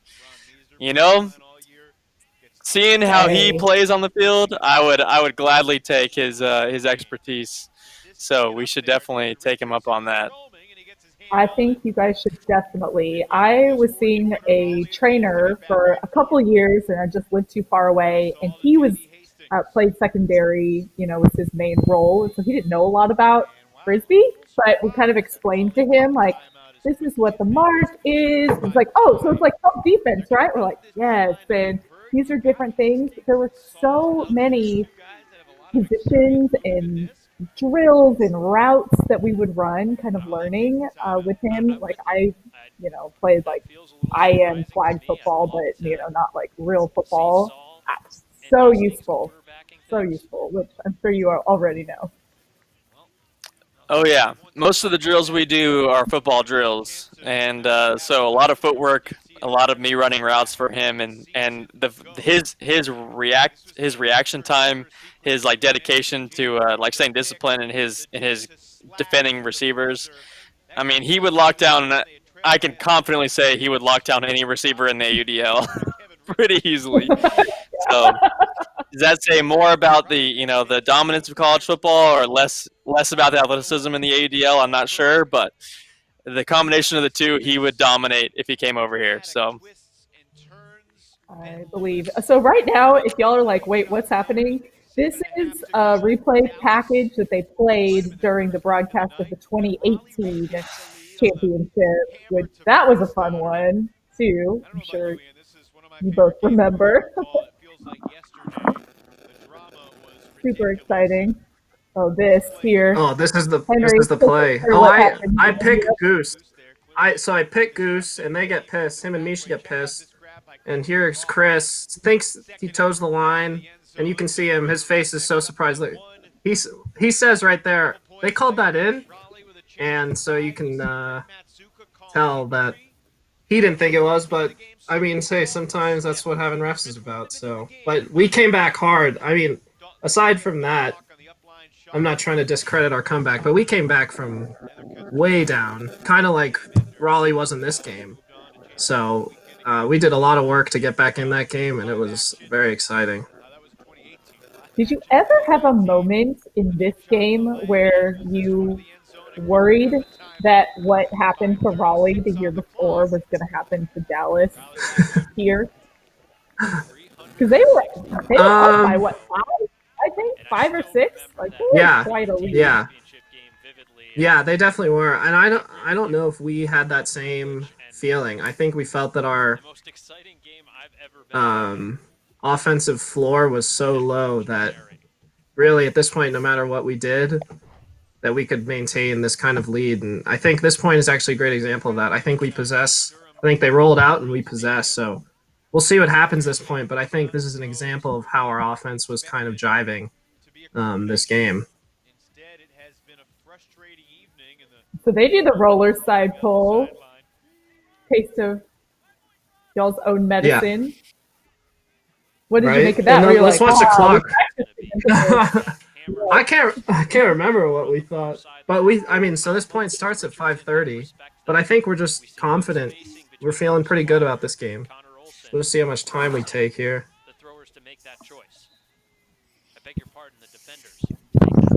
That's classic Dolphin.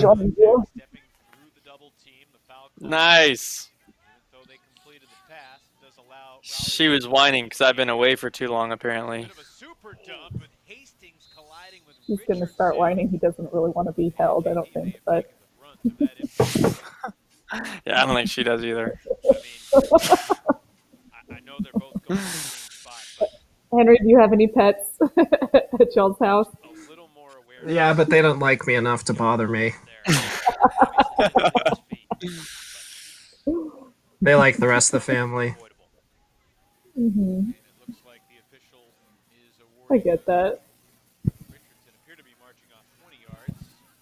Okay, Rich is like, give me 10, I'll take 20, whatever.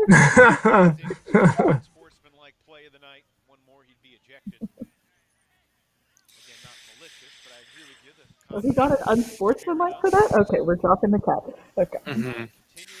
Yeah, that's a tough one. I mean, both trying to get the disc, both trying to attack that position, and K-Rich just got there first, and I think JD kind of bounced off of him. So if you ask K-Rich, he probably would 10 and tell him it's fine. But,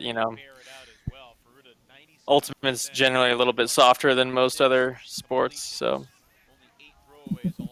True. I mean, it doesn't even look like we're trying to score. We're just possessing, like we're happy to just hit little passes, and if it's backwards, so be it. And if it's upfield, then that's fine too. Oh, what a fake, Henry. I felt the pressure, and I was like, I could really get him here. Oh. That was so nice. Handling that pressure brilliantly. Is this just Dalton's dream here, do you think? Yes, this. this is where he thrives. The stall count hasn't gotten to 4 this entire possession. We don't even have anyone in front of the disc. Hardly ever. Stat line on the night. Timeout called by the Roughneck sideline. With I mean, that we took off, what, 2 minutes almost there? And that's... Yeah. That was pretty pedestrian, it felt like. We could just hold it for as long as we wanted. Absolutely. Yeah, see, that's where Thomas A. Dalton. Look at that double team. They're a lot bigger than him. But I'm pretty sure we're here. I could be wrong though. Yeah, there it is. Yeah. But that's in those situations where it's quick small ball. Like if you noticed, I didn't touch the disc the entire time because that is where they thrive, and I just stay out of the way for those.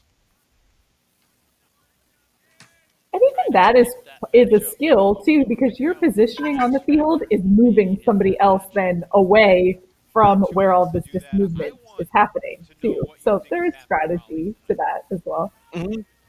Definitely knowing your role, definitely knowing when you need to come in and when you don't. And the people in the AUDL that are prioritizing getting on top 10 scoreboards and wanting to make sure their stats are up, those are the people that are not at championship weekend. Knowing your role and playing in that role are the biggest parts of being a successful team. And so if you're trying to be your team's leading goal scorer or assist thrower or whatever, I mean, that is just the selfishness in that is just not gonna work a successful high level team. Mm-hmm. So know your role. Everything about this game. Jumped out 2-0, 5-1. Led wire to wire. Oh, I think this made Matt's Callahan video. Oh, not that part, obviously. Not this part. Shaken up on the landing. Henry, you also made Matt's Callahan video. No pun intended, coffin. Did I? I don't recall what happened. I don't know. Were you not the intro to the Callahan video? Oh, yeah. I thought you meant... yeah, I was going to say, I don't think I played great when I played with him, but yeah. I was in fact the intro for him. So one of the check it best out if you intros wanna I've see it. seen. Yeah, one of the best intros I've seen. Please go watch Matt Armour's Callahan video for 2020. Miller and Mauer and Reinhardt. Everyone on this Roughnecks team has done something positive tonight. The levers that West Nemec has been pulling in the right combination. And again, let's see if Dallas attacks the end zone ferociously. And it's even on defense right here, our defense is prioritizing possessions so well. And doing whatever it takes to keep the ball moving and not doing anything too crazy, but we were able to just do so much more when we were able to have the disc instead of making 70% throws, 50% throws. We were making 100% throws and getting up the field. But tonight, they never really looked like a team that had a chance to win the game. I agree with you, and I It want to does go get back to so tiring though on that big field, all of those quick cuts for the keep away. And it's intercepted as 3 players collide. Sometimes it makes you just kind of say, okay, let's just try and end the point here. Shaken up, Put up a big throw like that. out. Clock stops with just under 2 minutes to play. Definitely. Yeah, I loved what you said, Henry, about it being a soccer-style offense because I didn't realize it, but I couldn't agree more of just the patience and the value of possession we had this game. And then they play clearly below their potential.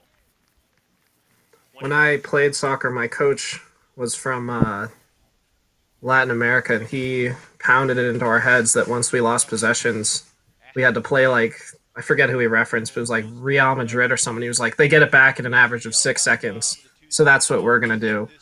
And so it was kind of ingrained in our head that once we turn it over, we have to like work harder on defense to get it back. So I guess that's kind of where that mentality comes from, at least for myself. Yeah, sometimes whenever I turn it over, I'm like, dude, this sucks. I don't know if I have that mentality all the time. I'm like, man, I only expected to do as much running as it took to score, not more, and now we have to get it back. Not the right attitude to have for people out there playing Ultimate, but sometimes you just gotta admit when you're weak. We should just start to score every time, maybe, and then we don't have to play defense. Yeah, that would be my advice. That sounds good to me. So much easier said than done. Oh, I haven't checked the Facebook in a while. Let's see. Well, last is Kyle saying no horns, which obviously no.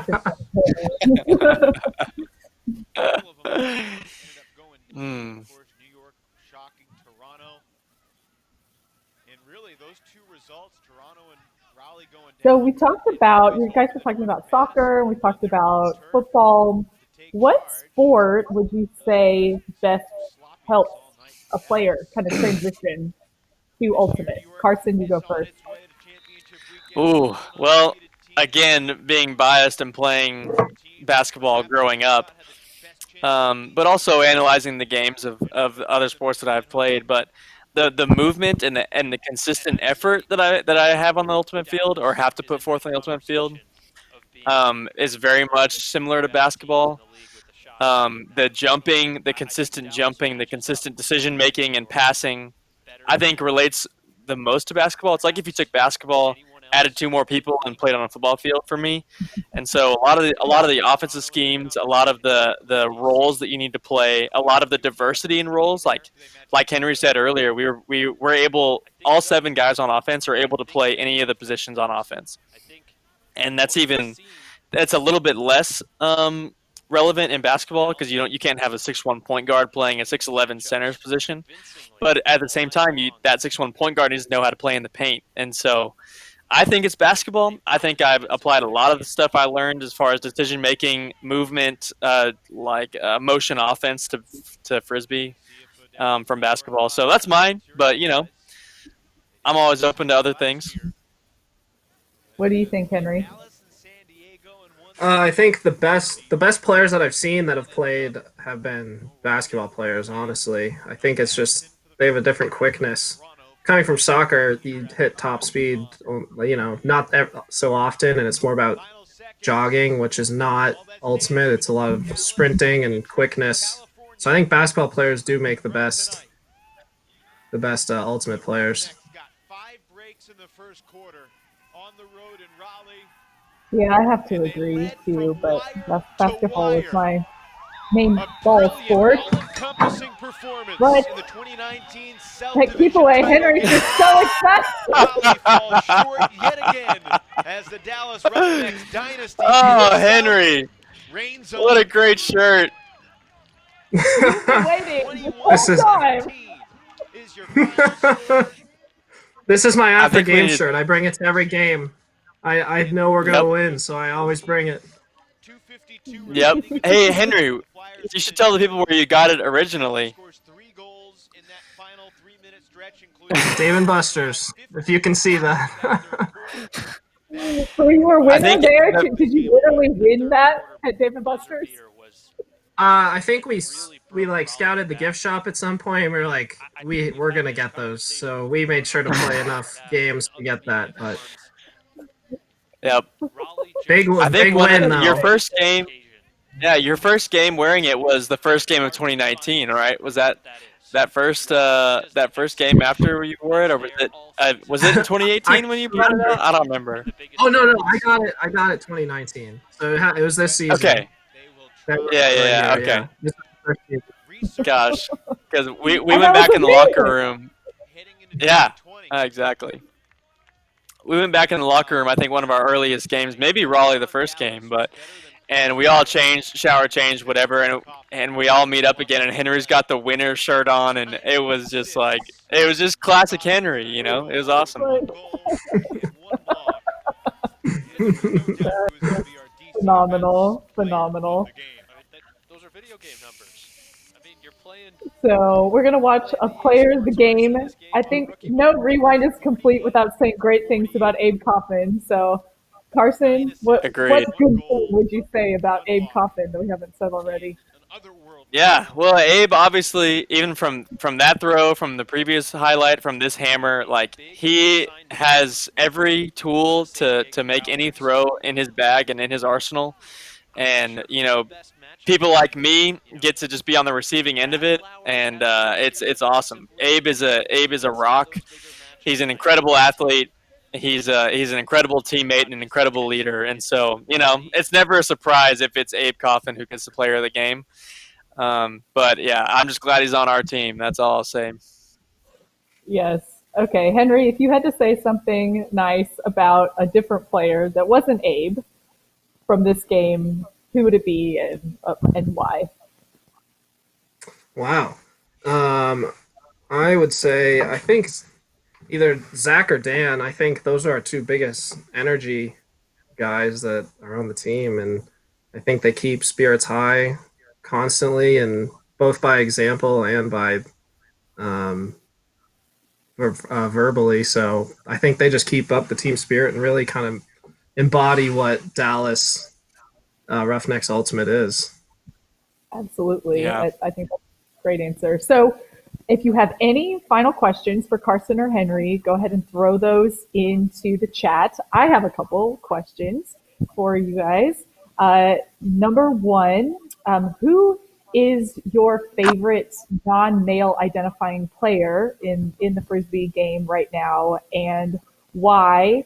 Henry, we'll start with you and then go over to Carson.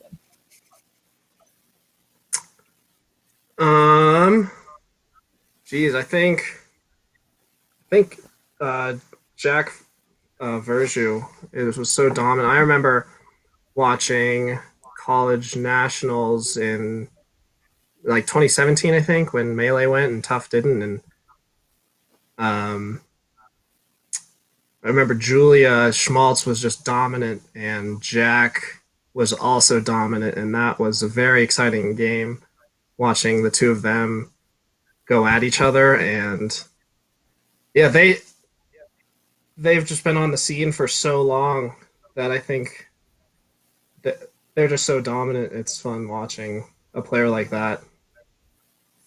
Seriously, even watching the Callahan announcement videos this week, and Jack gave a little message, and I had flashbacks to that nationals as well, where they were just so phenomenal. And I think they've been playing, you know, even since high school. Everyone's like, oh my gosh, who is that?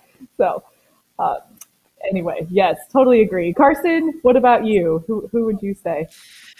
Oh man, I go with Sharon Sow of the Austin Torch and Showdown. We've played a lot of Ultimate in Houston together, and just seen each other at a lot of tournaments, and just her dominance on the field and just being so humble about it, and also just being a great person. So fun to be around. Just so cool and casual about being so good at Frisbee and just really anything. And so she's just so fun to play with, so fun to watch, and she's got to be my favorite. I would 100% have her jersey if I could have afforded it and during the PUL season. So, but yeah, she's awesome. I love playing with her. Shout out to you, Sharon. And yeah, that's for sure my favorite right now. Definitely. I realized last week I did not give one, and I thought about it. There's so many different people, but I wanted to shout out Tina Woodings. She went to UT and played on Showdown in all of those big heydays, you know, with Kara and, you know, Shelby Lossmore, all those different people. And she has the best polls, and is just so strategic and calm, and was just really encouraging to me in my own game as well. So, Tina, you're probably not watching, but shout out to you as well.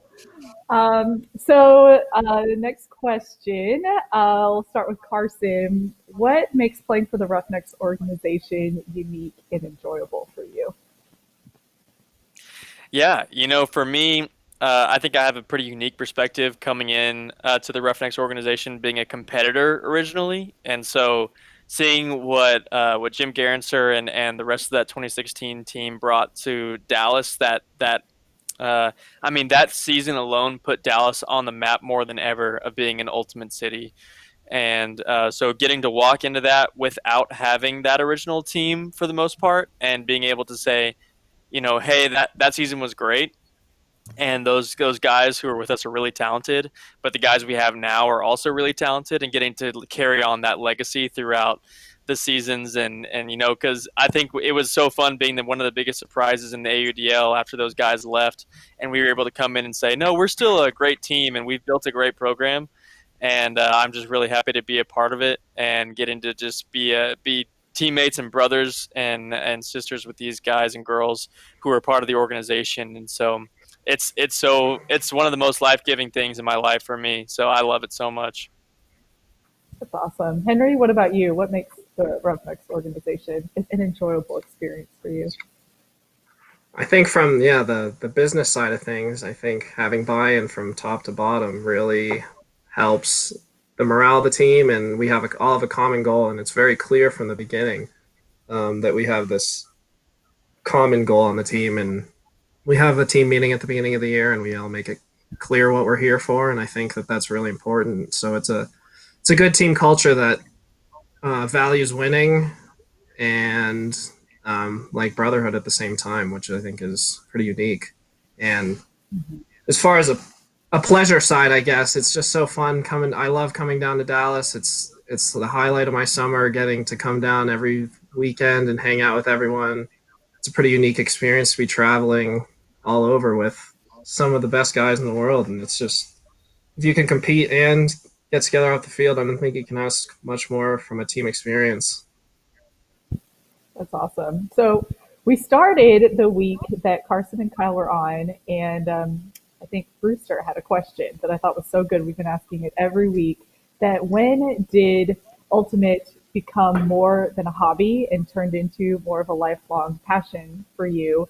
So Carson, since you've already answered the question, I'll let you go first. Since you've heard it before, and that'll give Henry a little bit of time to think about it. So Carson, when was that switch for you? Yeah, that was such a great question. And Alex Brewster is a very insightful dude, and I'm glad to know him. And is probably just short of making that top 7 for Tech. But yeah, when Ultimate became, and it was quick for me. I didn't really know Ultimate existed until I was a freshman in college, and it became like, oh, this is kind of fun being a club sport. And then within a few weeks, I went to the 2015, 2014. It was Club Nationals in Frisco. I'm not sure which year because I always get it wrong.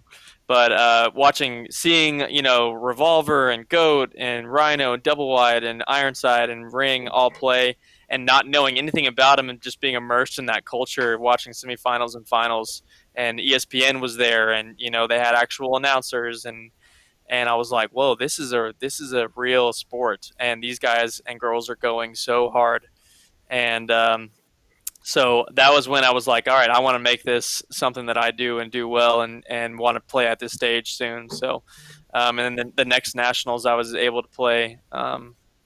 Was able to be on that stage, and so that's when it was a really shift for me.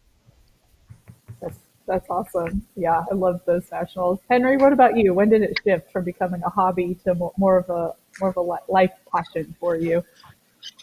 I think it started in college. I guess I just found it randomly playing pickup. It was just kind of a novelty game, I think, as it is for most when they find it, and I just kind of I started on the Texas B team, shout out to Grays, but I was just a big fan at that point. And actually, funny story I met Dalton at a party, and I was like, hey, are you Dalton?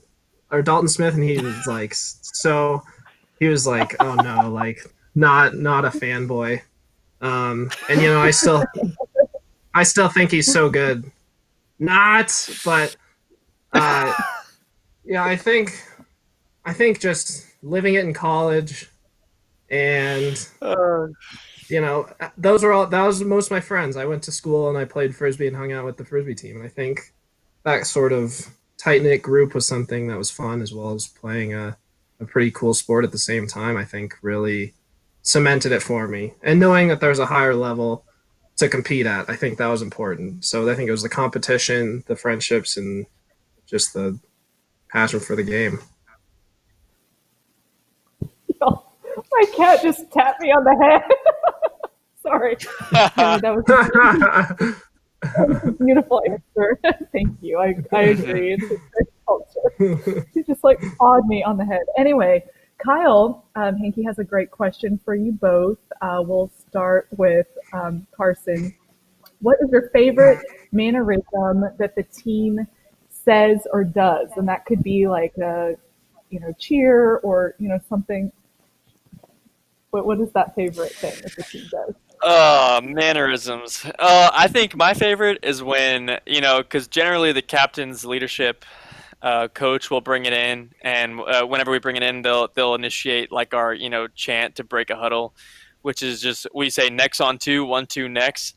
And so it's hilarious because whenever one of us asks Kyle to do it, he always goes, not, and then we end up doing it. And so he never wants to do it himself. He never does it. And so I just think it's one of those moments of Kyle is a leader, but also knows his role and wants to just shine in that role. And so it's just, and Kyle's, one of my best friends of all time. And so it's just so funny to me. I love whenever that happens. It just gives him recognition, and it's still really funny.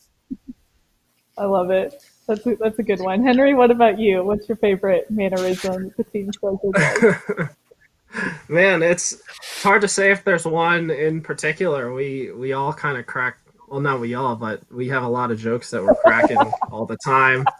I think that we is the joke, though, right? I try and keep the morale up as much as I can, but I think the not jokes were the hot item of the mini camps. So I'd have to say that. If you don't know Not, go watch Borat if your parents allow, if you're underage. So it's a great movie. Disclaimer, if you lived in the 90s and you weren't 2 years old, you probably did not as well. Well, anyway, thank you both so much for joining. Thank you everybody for tuning into in the comment section. I thought we had some really great questions, and Carson, we are so glad that your family is okay and that the power comes back on. Hope y'all can get your Wi-Fi back soon. We also hope that an AUDL season happens in whatever safe way is possible. So hope to see you all out there in whatever that looks like. We don't have those answers yet, but we're hoping for it. But from that, thank you, Legacy Orthopedics and Sports Medicine and Roughnecks ownership for making this possible. Next Sunday, we are going to have our last official rewind. It is going to be Atlanta Hustle versus the Roughnecks with the Chris's. Chris Larberg and Chris Mazer will be on the mics. That should be a fun one too. Yep. Yeah. So anyway, thank you all both. Have a great Sunday night, holiday weekend, and we'll see y'all next time. Thanks, Emi.